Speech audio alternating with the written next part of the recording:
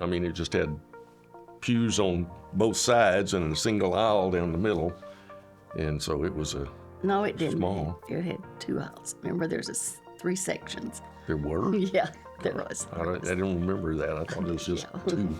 You weren't paying attention. I wasn't. I was watching you, I know.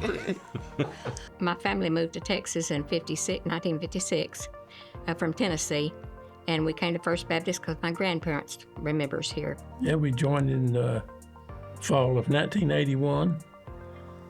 I was a member of A.C. Faulkner's men's class. And I was in Rhonda Weems' ladies' class. I've been here since I was 3, so for 48 years. Got married here in the church, and then got to raise our kids here in the church, and now we're getting to watch our grandkids. My grandparents were members, with some of the first members, and my grandfather was deacon in church. My mother grew up in the church. I grew up in the church, and our children grew up in the church. I remember being baptized through this church, but it was actually not on this campus because we were only meeting in the gym at that point. It was the only building we had. So we still had to go over to the Grave Street location for baptism. So I still remember when we were meeting at Grave Street.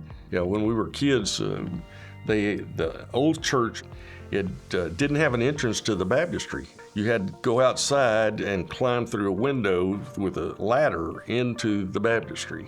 Prison ministry that we had, they had a boot camp out at Mansfield where the police department is right now.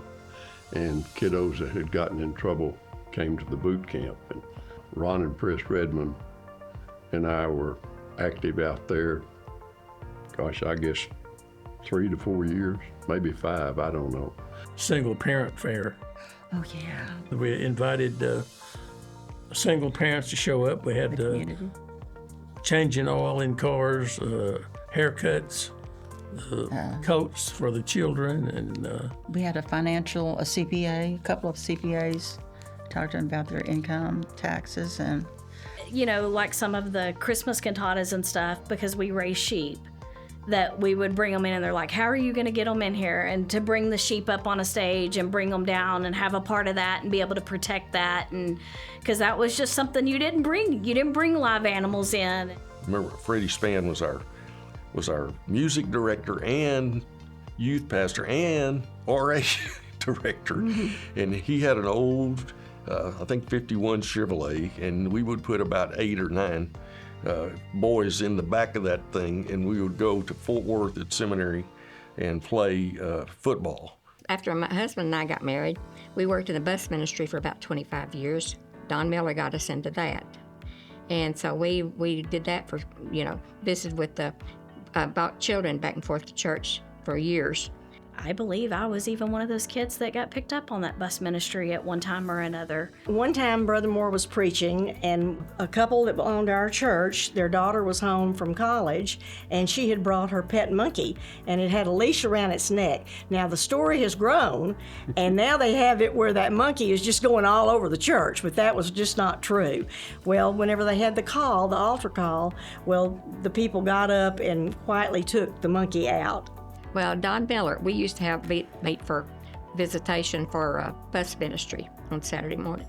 So I walked into what was the fellowship hall at that time, and no lights on anything. I just walked in, and Don Miller jumped up behind the door and scared the life out of me. And I screamed bloody murder. I screamed so loud that Brother Moore was a pastor at that time. He heard me plump the other end of the building. We did a VBS years and years ago, and the hallway between what is now the Life Center and the Worship Center, they decorated it like a car wash, and that's what it looked like, so everybody called it the car wash. It's still, now today, people still call it the car wash. Even people that weren't around, that car wash, people still call it the car wash. When we bought this land, my prayer partner and I would come walk over here every day, and we'd walk the property and just pray over what was going on, what was being built, the staff, the people, the future, everything. So this is holy ground as far as I'm concerned. Everybody welcomed us. I mean, we came from a small church, coming to the big one. It was a little culture shock but everyone was still very welcoming. They made you feel at home. Some of us graduated together, and and the others were just a year older than me, or a year younger. So I've known these people all my life, really, since I was 8 years old. There are several people who I remember having as my Sunday school teachers, or VBS leaders, or children's choir leaders who I still see and talk to often. It's fun to look back and neat to look back and see that core group of people that, like I said, helped us and supported us when we were young, that's still there. Lifelong friends are just like a family reunion on Sunday morning, just coming to worship with family on Sunday morning. You've raised your kids in the church, and then your kids think highly enough of the church that now they're raising their kids in the church. It's good knowing that the same people who poured into my life are now pouring into my kids' lives.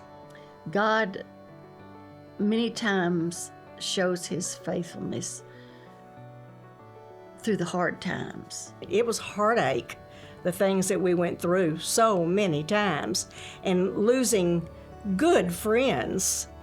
It's tough. I mean, it makes you just want to cry all the time to see the church suffering like that. The church has been through highs and lows. Highs and lows. I'm sure every church it does.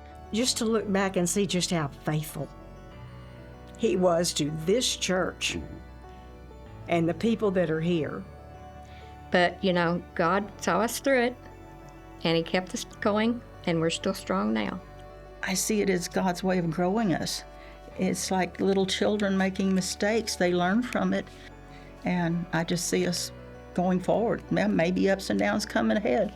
I don't know, but God will take care of it. As we are faithful, he is faithful. And there's just so much good. We love this church. So many people here have been seen God's faithfulness, but also at the same time have been faithful. I think when you're going through it, you don't think about the continuity, the people that came before you, and the foundation that they have laid for you. And your turn comes, and you're laying a foundation for those that will go after you. Through the good times, people have been there to rejoice with me. Through the bad times, people have been there to be along beside me and help me. But, it's always just been wonderful to be here. I wouldn't change my membership anywhere else to save my life.